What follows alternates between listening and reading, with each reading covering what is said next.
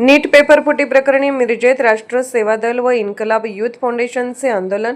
जंतर मंतर आंदोलनाला पाठिंबा देत प्रांताधिकाऱ्यांना निवेदन. केंद्रीय शिक्षण मंत्र्यांच्या राजीनाम्याची मागणी. विद्यार्थ्यांच्या हितासाठी कठोर कारवाईची मागणी.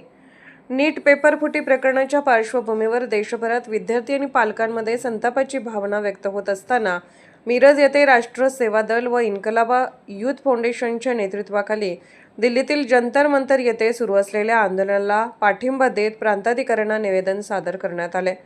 निवेदनात म्हटले आहे की नीट पेपरफुटीमुळे लाखो विद्यार्थ्यांच्या शैक्षणिक भवितव्यावर प्रश्नचिन्ह निर्माण झाले असून या प्रकरणाची सखोल व निष्पक्ष चौकशी करून दोषींवर कठोर कारवाई करण्यात यावी. तसेच भविष्यात अशा घटना पुन्हा घडू नयेत यासाठी प्रभावी उपाययोजना करण्याची मागणी करण्यात आली आहे. निवेदनानुसार दिल्लीतील जंतर मंतर येथे या प्रकरणाविरोधात गेल्या महिनाभरापासून आंदोलन सुरू असून सामाजिक कार्यकर्ते सोनम वांगचुक यांनीही आंदोलनाला पाठिंबा देत उपोषण सुरू केले आहे. उपोषणादरम्यान त्यांची प्रकृती खालावल्याने त्यांना रुग्णालयात दाखल करण्यात आल्याचा उल्लेखही निवेदनात करण्यात आला आहे. याशिवाय नीट पेपरफुटी प्रकरणाची नैतिक जबाबदारी स्वीकारून केंद्रीय शिक्षण मंत्र्यांनी तात्काळ राजीनामा द्यावा. तसेच आत्महत्या केलेल्या विद्यार्थ्यांच्या कुटुंबियांना आर्थिक मदत देण्यात यावी अशी मागणीही करण्यात आली.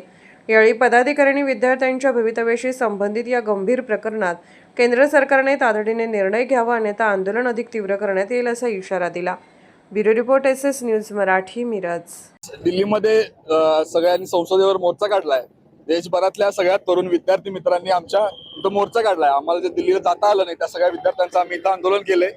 नीट पेपर लीक मुळे जवळजवळ 22 विद्यार्थ्यांनी आत्महत्या केलेली आहे आणि या आत्महत्या पूर्णतः जबाबदार धर्मेंद्र प्रधान शिक्षण मंत्री भारताचे आणि महाराष्ट्राचे शिक्षण मंत्री दादा भुसे आहेत.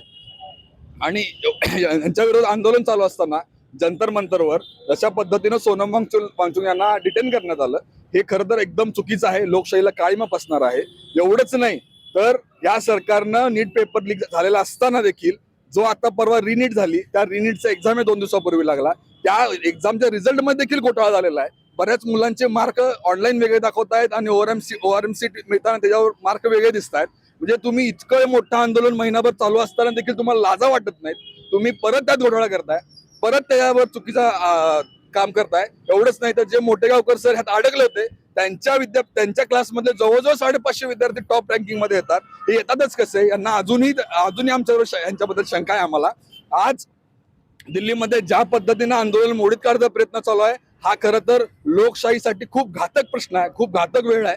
आणि या सगळ्या आणि मी बघणाऱ्या प्रेक्षकांना सांगतो की जर तुमच्यातल्या संवेदना अजूनही जिवंत असतील तर आत्ताच वेळ आहे. तुम्ही रस्त्यावर उतरलं पाहिजे, याच्यावर बोललं पाहिजे. नाहीतर येणाऱ्या काळात तुमच्या माझ्या घरातले एखादा तरुण जर विद्यार्थी बेरोजगारीमुळे शिक्षण न मिळालं आत्महत्या केला तर याला जबाबदार देखील तुम्ही आहात, नागरिक म्हणून तुम्ही असाल आणि त्याचबरोबर हे सरकार देखील असेल. या सरकारला गेंड्याच्या कातडी सरकार झालेलं आहे. यांना अजिबात लाज वाटत नाही. हे कुठल्याही पद्धतीचं ह्या तरुण विद्यार्थ्यांसोबत बोलायला तयार नाही आहेत. उपोषण 20-22 दिवस झालं तरुण मुलं उपोषण करतायत, त्यांच्यासोबत बोलायला तयार नाही आहेत. खरं तर या सरकारनं लाज वाटून देखील यांच्यासोबत बोललं पाहिजे आणि याच्यावर मार्ग काढला पाहिजे.